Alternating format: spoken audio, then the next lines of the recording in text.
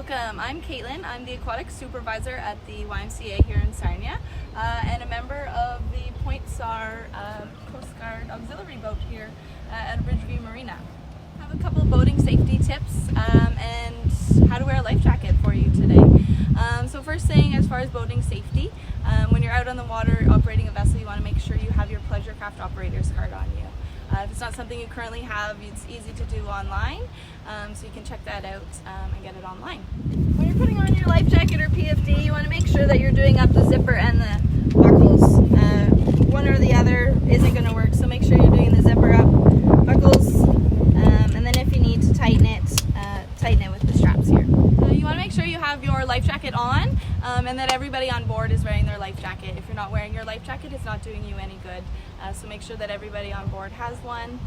And then your boating safety equipment. So every vessel has special requirements for what's required on board. You can check out more of that on Transport Canada's website at tc.gc.ca. Before you head out on the boat, you want to make sure you have a plan in place. So make sure you're checking the weather before you head out. Weather turns quickly and you don't want to be stranded out in the middle of a storm. And then make sure you're leaving a sail plan with somebody at shore. Let them know where you're going, how long you're going to be gone for, and how many people are on board. They should expect you back at shore at a certain time, and if you're not back, they're the ones that are going to call for help for you.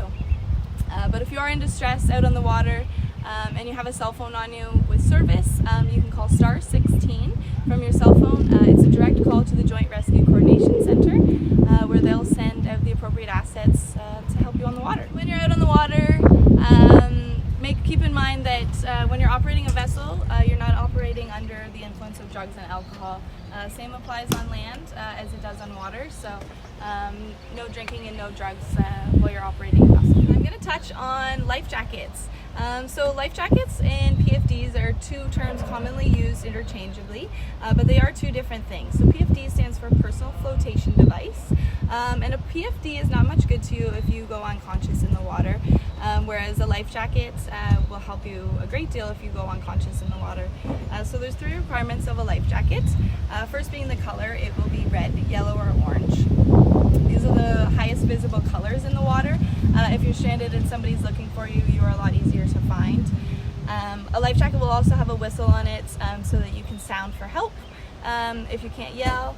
And then lastly, it's self-righting. So as I mentioned, if you go unconscious in the water, it will self-right you and roll you onto your back to maintain an airway if you're still breathing. When we're talking about children's life jackets, you want to make sure you're looking at the size of the life jacket. So this one's a child's life jacket. It's good for 30 to 60 pounds.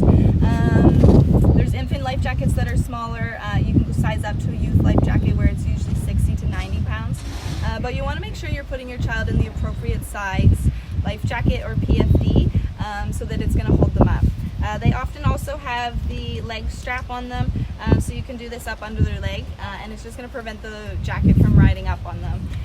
If it can go up over their head, it's not done up tight enough, so you're just going to want to tighten up those straps so that they don't fall out of their life jacket. Okay, when wearing life jackets on the water or on your vessel here in Canada, it does need to have the proper approval. So there's three organizations that approve life jackets here in Canada: the Department of Transportation, Canadian Coast Guard, and Fisheries and Oceans Canada. And you can find that approval stamp on the inside of the life jacket, and it will just be written in there. Be careful when you're buying life jackets out of the country. If you're buying your life jackets in the United States, they will have an American approval, so they're not necessarily approved here in Canada for your boating on Canadian waters. Once you've used your life jackets, if it's gotten wet, make sure you hang it out to dry, but don't leave it in the sun. They will deteriorate in the sun, and then they're no good to you once they form holes and such in them. If you need to wash them, just wash it in a mild soap in the sink, and then hang it to dry. If you have any questions about life jacket sizing or the safety requirements as far as safety